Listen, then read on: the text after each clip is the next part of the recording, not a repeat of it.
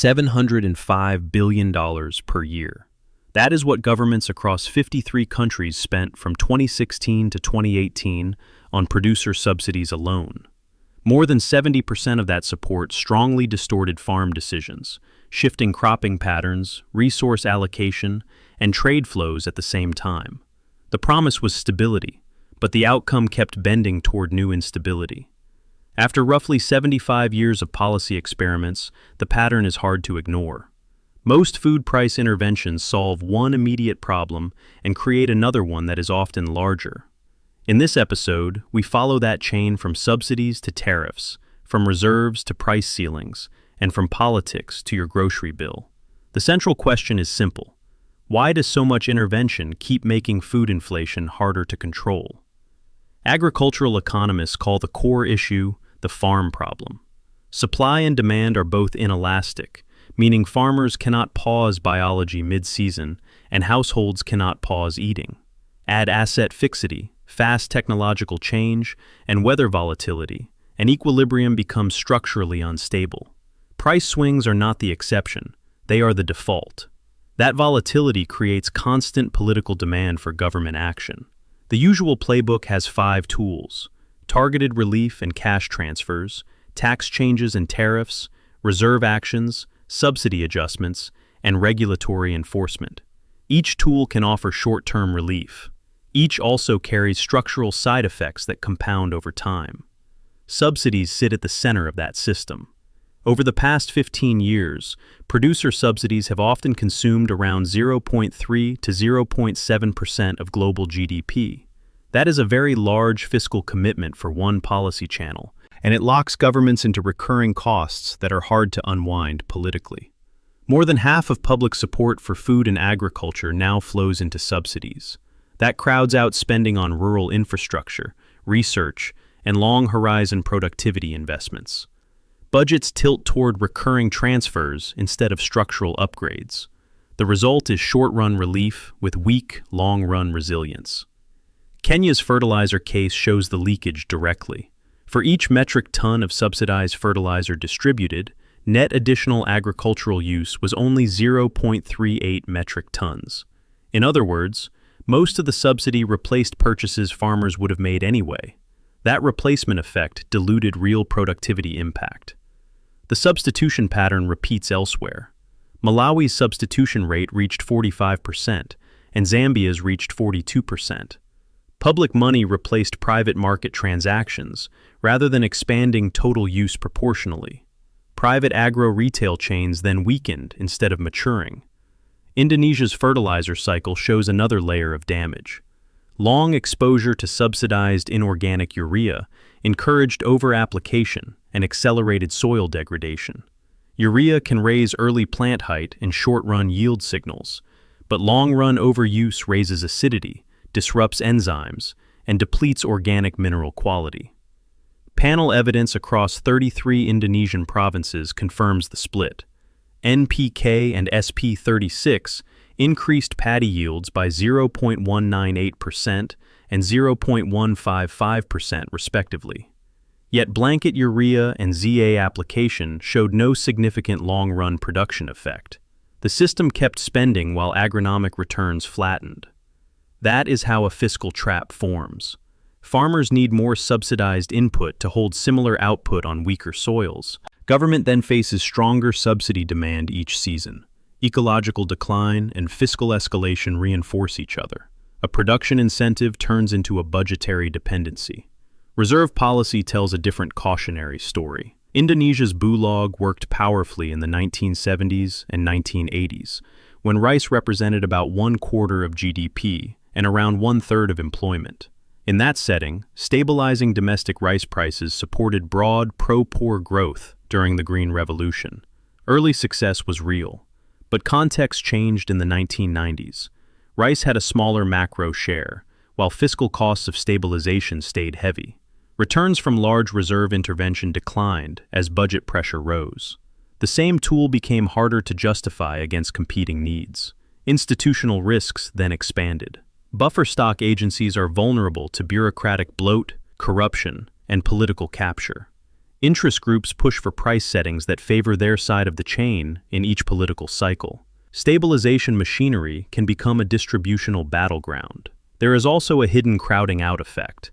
When government carries storage risk, private traders reduce incentive to build storage capacity.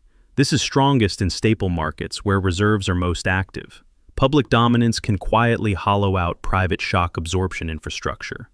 Then comes the paradoxical exit risk.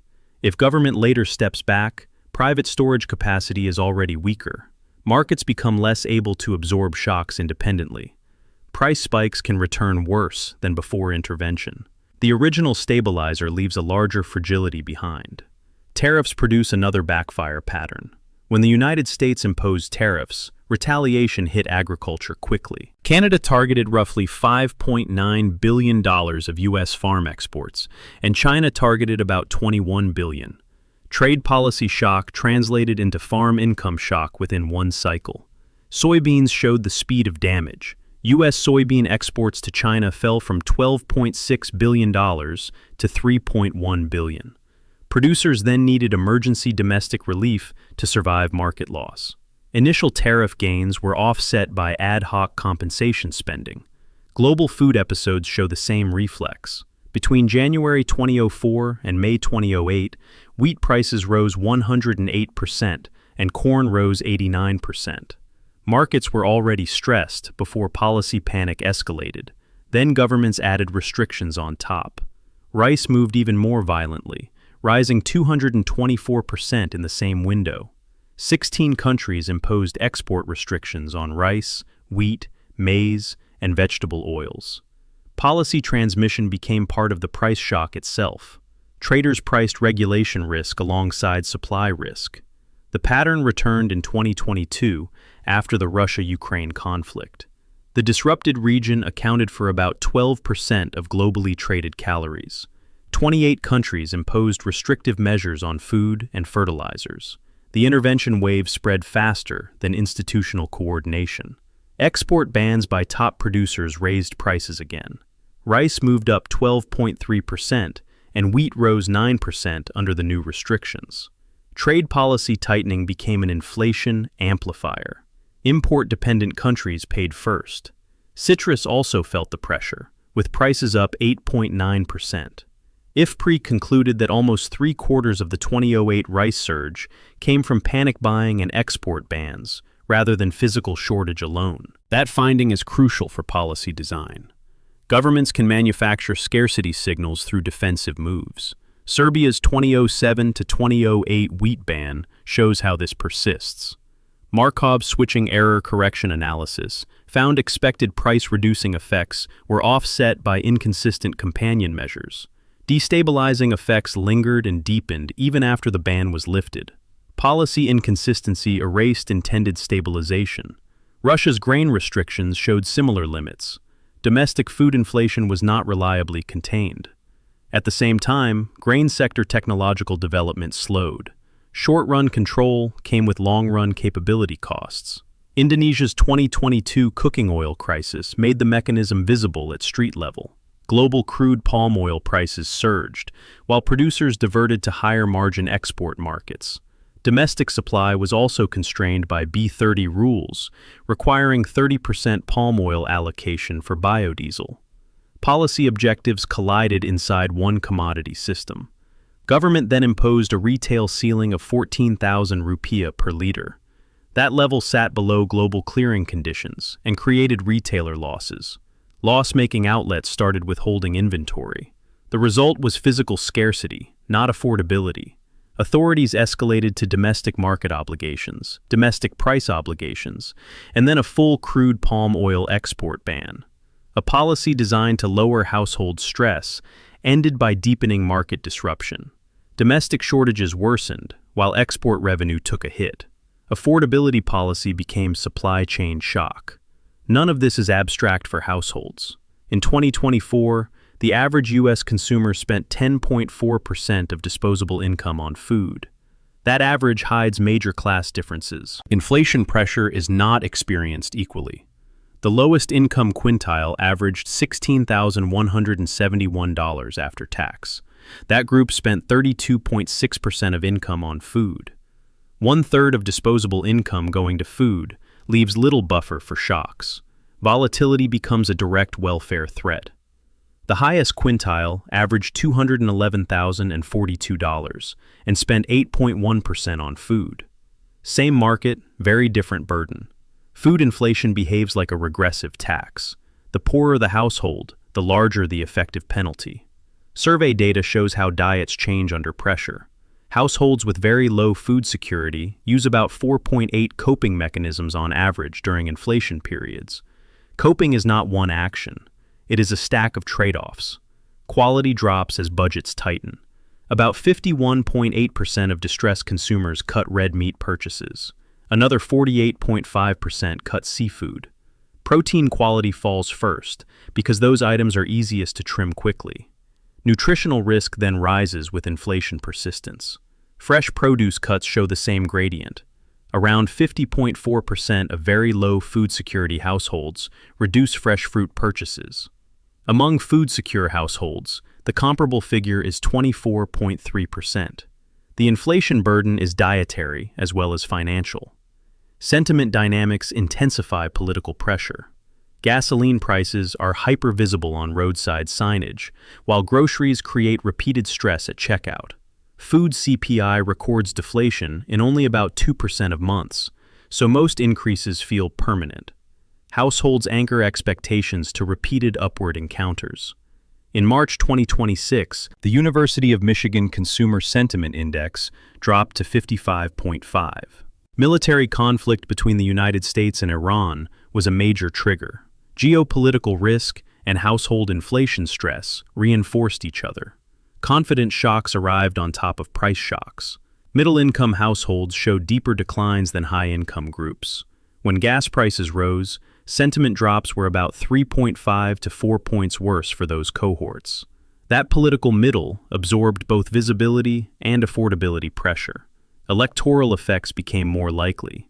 Election research around 2024 showed how strong salience effects can be. Simply increasing inflation salience cut strong approval for the incumbent party by about 30%. Confidence in that party's economic management fell by 23%. Narrative framing moved political support measurably. At the same time, 49% of Americans named inflation as their top issue. That ranking changes policy incentives fast. Incumbents under inflation stress tend to respond with aggressive intervention packages. Those packages often prioritize speed over system design. December 2025 gave a clear example. The Trump administration signed an executive order creating food supply chain security task forces inside DOJ and FTC. Investigations targeted anti-competitive behavior in meatpacking, seeds, fertilizers, and agricultural equipment. Enforcement pressure moved to the center of food politics. The concentration context is real. Tyson, JBS, Cargill, and National Beef control about 85% of U.S. steer and heifer purchases. Meanwhile, the cattle herd had fallen to about 86.7 million head by early 2025, the lowest since 1951. Concentration plus biological contraction is a volatile mix. Margins were already under stress in that chain. Tyson's beef segment reported a negative 2.4% adjusted operating margin in Q1 2026. Distress at the processor level can transmit quickly to upstream procurement and downstream prices. Fragility moves in both directions. Fiscal intervention then expanded through legislation. The One Big Beautiful Bill Act added roughly $62 billion to federal farm support. A large part was financed by $186 billion in food assistance cuts. Distributional trade-offs were explicit, raised by 10 to 20% across major commodities. Corn moved from $3.70 to $4.10 per bushel. That reset changed expected support floors for producers and shifted market signaling. Soybeans moved from $8.40 to $10 per bushel.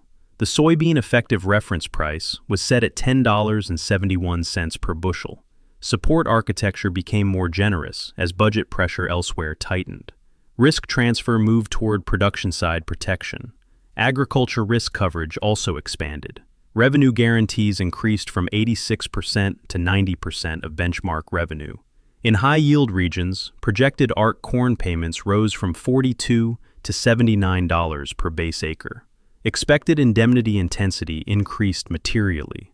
Crop insurance premium subsidies were set to cover 41 to 69% of premiums. At the same time, farm real estate debt was forecast to reach $404.3 billion in 2026. Leverage and subsidy intensity rose together. That combination can cushion shocks while increasing long-run fiscal exposure. A separate $12 billion ad hoc bridge payment was announced in December 2025. It aimed to offset trade disruption while OBBBA disbursements were delayed. Emergency patching sat on top of structural expansion. Layered interventions became the norm. Indonesia offers the clearest production versus price paradox. By December 31, 2025, the country reached rice self-sufficiency. Domestic output hit 34.71 million tons, up 13.54% year-on-year. The system produced a surplus of about 4 million tons above demand. Yet, consumer relief did not follow. Late 2025, retail rice prices still rose 2.93% year-on-year to 15,800 rupiah per kilogram. Producer prices rose even faster at 7.97%. Supply chain inefficiencies and embedded costs absorbed the production gain. Corporate data shows a similar pricing disconnect. In Q2 and Q3 of 2023, corporate profits explained more than 53% of inflation. For the 4 decades before the pandemic, that share averaged about 11%. This gap supports the seller's inflation thesis. In 2024, Indo-Food CBP reported cost of goods sold at 24.5 trillion rupiah. That was up 6.5% year-on-year, driven mainly by a 16.5% increase in crude palm oil prices.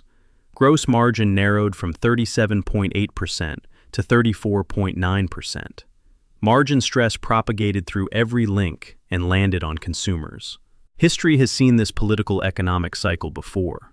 During the 1972 Great Grain Robbery, Soviet buyers quietly contracted 440 million bushels of U.S. wheat, about 25% of the national harvest. Reserves tightened rapidly and domestic prices surged. Policy response then pushed hard on output expansion. The Secretary of Agriculture urged producers to plant fence row to fence row. U.S. planted acreage rose from 227 million in 1970 to 289 million by 1980. Expansion was debt-fueled across many regions, then macro policy shifted. Farm debt climbed from $52.8 billion in 1970 to $178.7 billion in 1980. When Volcker raised interest rates to crush inflation, that leverage structure collapsed. The result was the 1980s farm crisis, the worst farm financial shock since the Great Depression. Short-run expansion ended in long-run distress. The evidence across decades points in one direction. Subsidies can degrade soil and crowd out private channels. Tariffs can trigger retaliation that destroys export demand. Price ceilings can transform affordability stress into physical shortages. Buffer stocks can breed capture and suppress private storage incentives. Export bans can magnify panic and push prices higher. Each intervention can be rational in a narrow moment, but each can also create path dependency that is harder to reverse later. The tools with the best long-run record are politically the least attractive. Agricultural R&D, digital extension, rural infrastructure, and sustainable land management rarely produce instant electoral wins. Economists call them slow magic for a reason. They take years to bend productivity and stability curves. But slow magic is still the only durable path we have seen. The harvest will keep coming, and so will shocks. The real choice is whether policy keeps chasing short-cycle optics or finally funds long-cycle resilience. Until that changes, inflation will keep harvesting households faster than farms can recover.